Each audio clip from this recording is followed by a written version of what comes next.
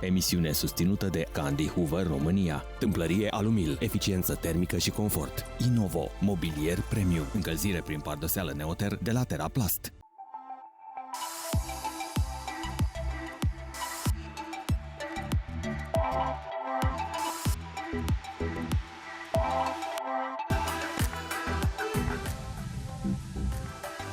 În România se estimează că peste 80% dintre școli au fost construite până în 1970 și doar 2% după 1990.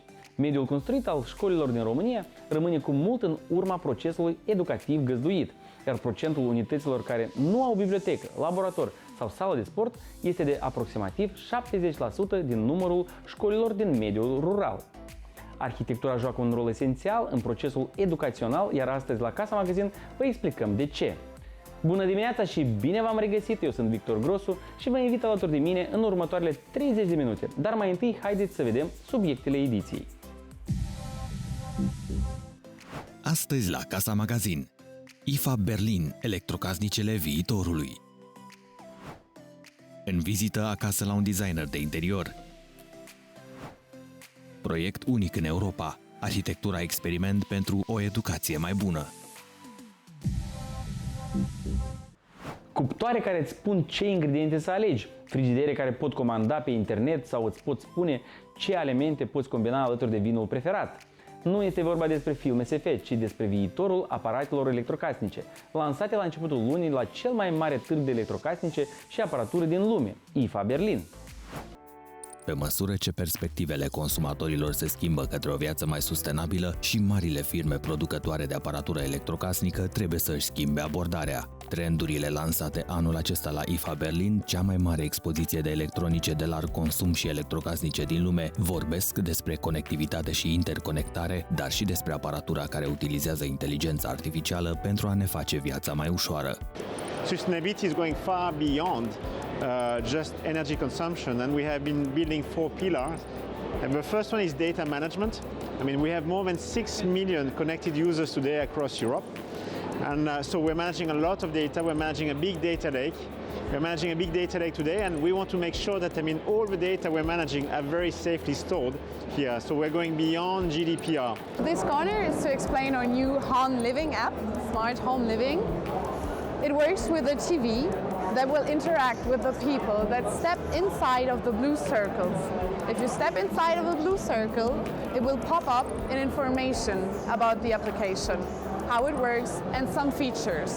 Datorită tehnologiilor inovatoare și AI, electrocasnicele au devenit ecosisteme vii și interacționează cu utilizatorii care au acum la dispoziție o aplicație prin care pot controla toate aparatele. Mai mult, inteligența artificială poate prelungi viața electrocasnicelor prin utilizarea mai eficientă, dar și prin update continuu al programelor.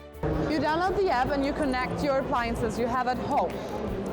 The app will interact with the appliances over Wi-Fi.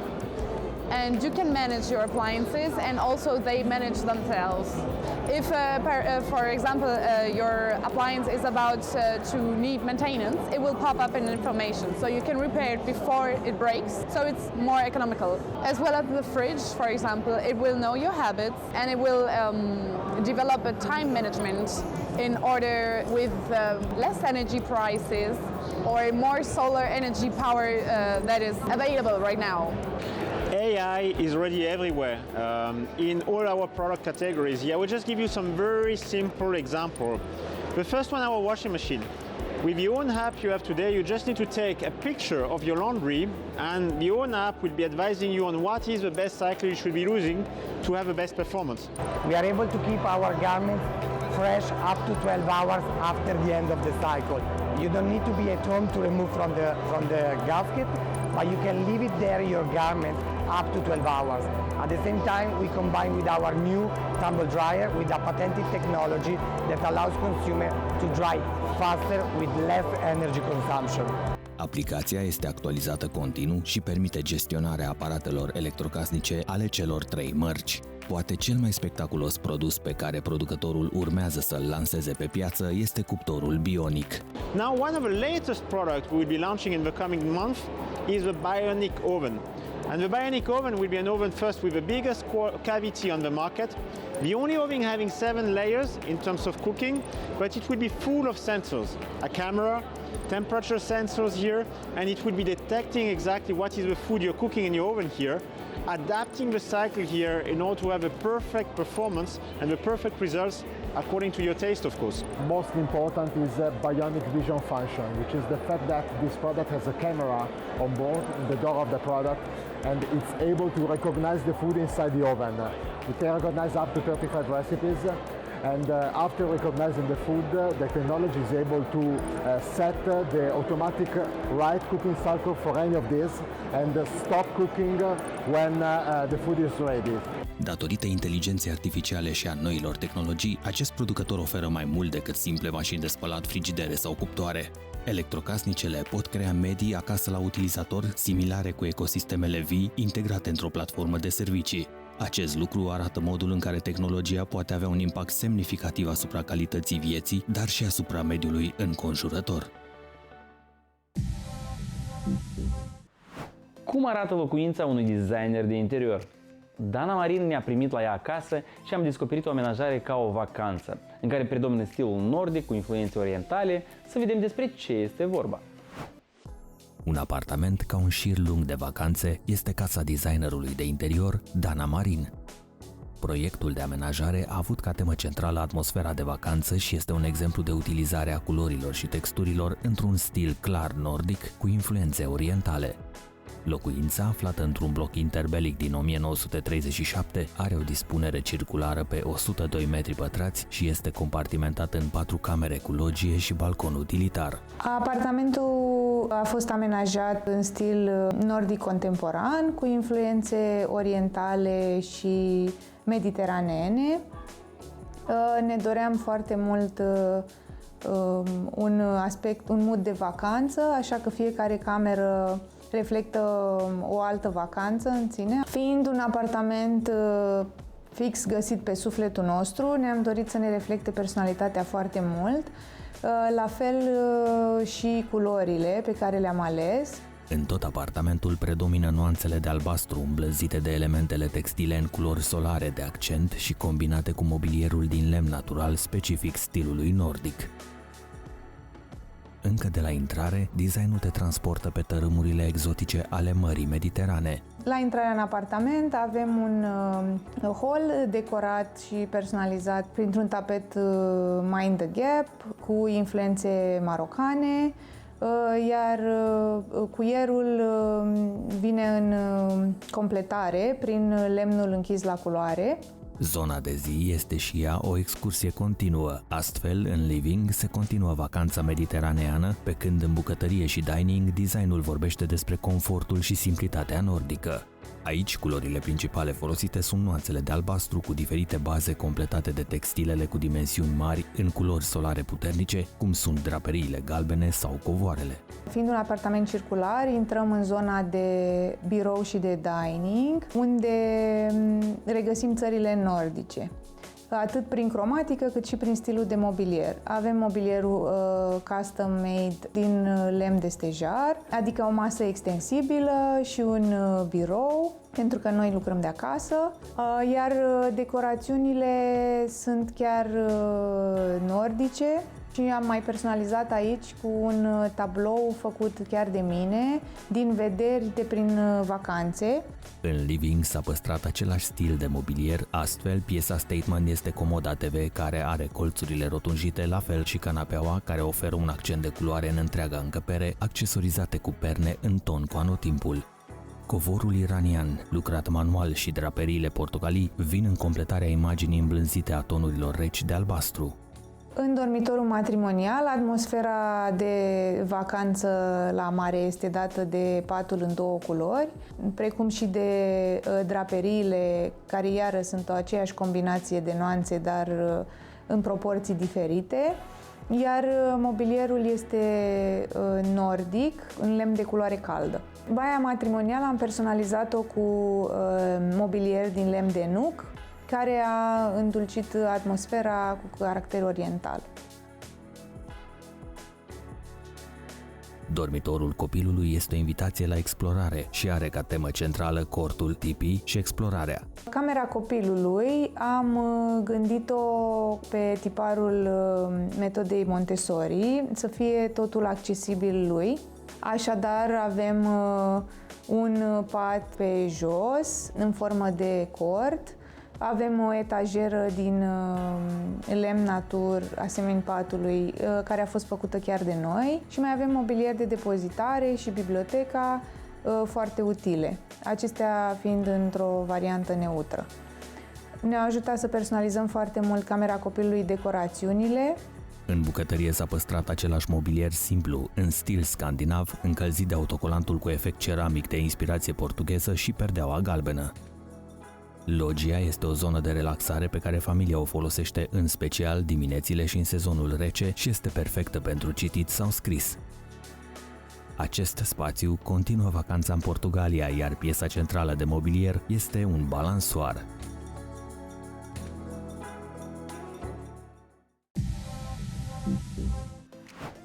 Rămâneți cu noi! După pauză mergem la școală, în Germania!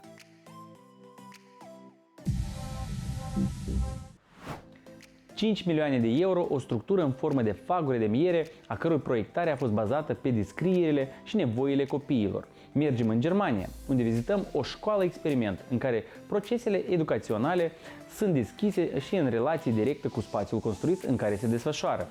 Cât de importantă este arhitectura pentru dezvoltarea generațiilor viitoare, aflăm de la arhitectul german Borzo Afshar. Clădirile în care se desfășoară educația au un rol crucial în dezvoltarea copiilor, mai ales în clasele primare. Școlile sunt parte din infrastructura socială critică a unei societăți și avem o nevoie uriașă de investiții în acest sector. Numeroase studii în domeniu arată ce impact au condițiile din școli asupra performanței de învățare a elevilor și chiar asupra sănătății acestora. Mergem în Germania, în Detmold, unde studioul german Next Architecture a proiectat și a construit o școală experiment în care rolul arhitecturii este acela de a stimula dezvoltarea celor mici. When we came into the project, the idea was to have designed a school from children for children. So the small children, we are talking about the 1 to 4 class, they designed by themselves or came up with the idea how the school is supposed to be. What is the new school? Where I want to love to be in a school and be day by day. Because of that, we sat with them and they sat with the client and they came up with ideas with the director themselves. The school is a bazaar of knowledge. It's a forum, it's a changing of knowledge. So they designed and said what they want, which type of rooms they want, where they want to meet and where they want to have privacy. Cu o investiție de peste 5 milioane de euro și o viziune nouă despre educație, școala Peter Glassel este un spațiu în care copiii din școala primară pot încerca lucruri fără teamă, fără presiune pentru a performa sau pentru a obține note. Școala este unică în Europa și aplică metode de educare moderne ca Priti pentru a ajuta copiii să-și descopere aptitudinile într-un spațiu care susține dezvoltarea individuală a personalităților.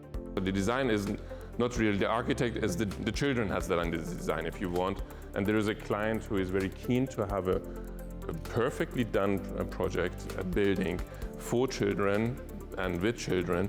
It's like an aquarium. Yeah. So we have an aquarium in the middle set of the nature, so children feel the nature, see the nature the whole time, and are in the nature even the weather doesn't allow it, which is in Germany not easy, you know. So we have 9 months of not sun, we have cold weather, we have rainy weather. So that was the compromise doing that. Would be in Spain, we would open it completely, I think. Arhitectura clădirii este inspirată din structura fagurilor de miere și propune o comuniune între natură și interior. Astfel, prin intermediul suprafețelor mari vitrate, bariera dintre interior și exterior a fost înlăturată.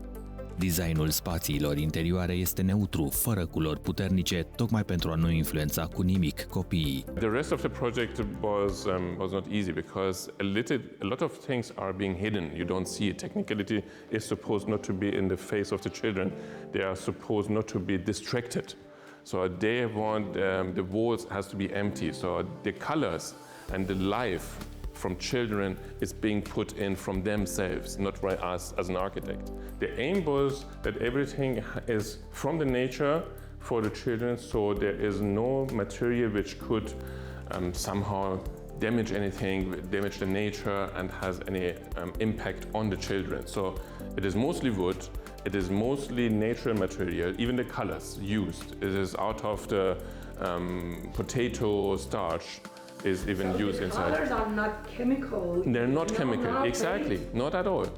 Educația în această școală are la bază conceptul prin care copilul este proiectantul realității și dezvoltării sale personale. Școala Peter Glassel este un loc în care cei mici învață prin cercetare fără teamă sau presiune, de aceea nu există materii, ci mai degrabă oportunități de învățare și sfaturi de învățare în loc de note. Tocmai de aceea este nevoie de un spațiu care să susțină această abordare. The built space is not giving you any idea, any style, anything. No. Just because you want to let the children to evolve by themselves without putting pressure on them. The point was to have no 90, not to have the 90 degree that somebody can hide in it. In a 90-degree corner, you easily can hide yourself and be alone by yourself, being put by two walls. There is no 90 degree, you cannot do that. It's always above 120. So you are always open. Even you go into a corner, there is no corner really, as you know it. So they are connected to each other, they can talk to each other, it's supposed to communicate with each other. Even you are in a corner, it's a glass corner, so you see somebody from outside. So you need to come out of it and to react. All children have their own character already being born with. So this has only to be, it's like a raw diamond. So if you sharp that without changing it, you're not supposed to change that. This is already there. You need only to sharp it to get it out. So he feels comfortable. He has the self-esteem to go with this character, to have his what is. Scopul primar al clădirii este comunicarea și stimularea schimbului de informații atât între copii cât și a acestora cu natura. Nu numai forma clădirii a contat în acest proiect unic, ci și spațiile exterioare care o înconjoară. If you look at the building, you don't see a real limit. You see the surface changing, but even the plastering and the boards and the stones put in have been chosen by the shape. So the nature goes into it. So it is organic. So it is not ruling and is not cutting and such. Exactly. So even there you see how the grass and the green is going. The grass is going further behind to the building. If you see, there is no real cutting. So even here, it was not supposed to have a very sharp edge. Everything has to be connected, and this becomes then only to redesign areas where we say, because of height and landscape and the shape of the outside and the surfaces, because of that you feel a limitation, that because you cannot go further there. There you have to stop. Oh, there is a way, I can go there and be there. So out of that, it has been designed to have corners where you can educate. So you have outside education, you can get the children out, and to have a nice area which is safe and even maybe a little bit hidden, so they can really use it recreationable and change and learn. And other areas which is only a barrier. So you cannot go further because there is the academy. You're supposed to stay here. So this is how it's done. Arhitecții au realizat o clădire ecologică bazată pe un design biofil în comuniune cu natura și din materiale reutilizabile. Actually, what we did was only to have open spaces. The rest is coming again like inside to outside from the children. It was only supposed to give them the area for creativity. The creativity is coming from the children. We are not doing it. It's by themselves. So if they have something as an idea, it becomes in the school a project. So all of them goes for it and do the complete project. It's not always that the children does only a part of the project. They have the idea, then they have the making of, how it's supposed to be. There is a storybook, how we do which tool we need. And do we need money maybe, for example? We need to get money, or we can do it by ourselves. And out of that, they evolve their project by themselves, and this is the same for the outside. How would we cook a bread? Oh, it was done in an oven. You cannot have the oven inside, the oven is outside. So where is the area where we can sit and play chess? So we need a chessboard, we do it outside. So this is how it has been evolved, even up to water, to be at water, play with stones and do things. We gave them only the space for it. We actually didn't redesign every detail of it. Obiectivul acestei școli germane este promovarea personalității și talentelor individuale ale copiilor, dar și studierea modului în care arhitectura spațiilor construite îmbunătățesc procesul educativ și stimulează performanțele școlare. Acest episod este ceva demențial.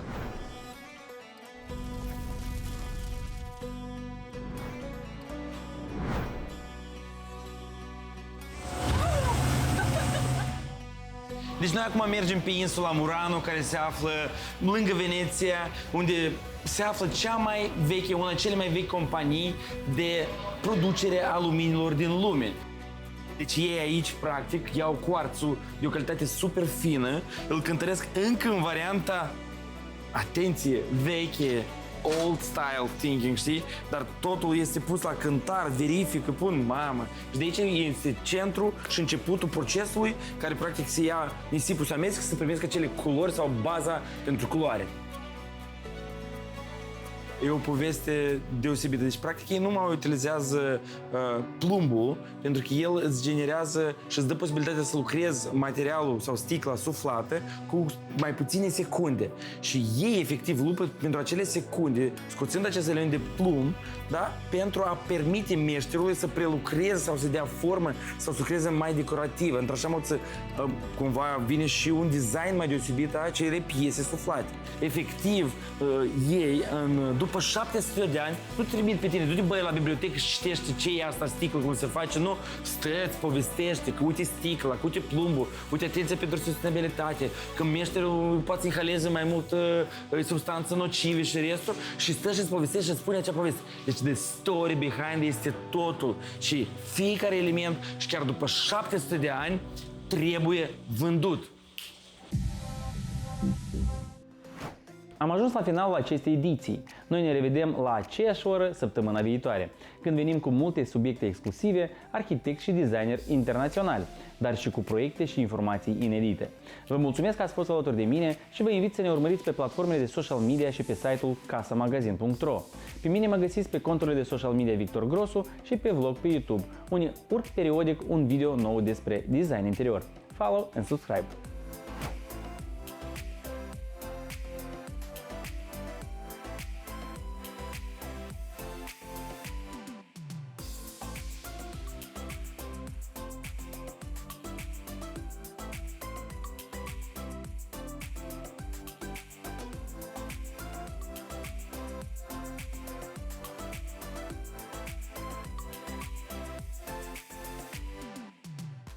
Emisiune susținută de Candy Hoover România, tâmplărie Alumil, eficiență termică și confort, Inovo, mobilier premium, încălzire prin pardoseală Neoter de la Teraplast.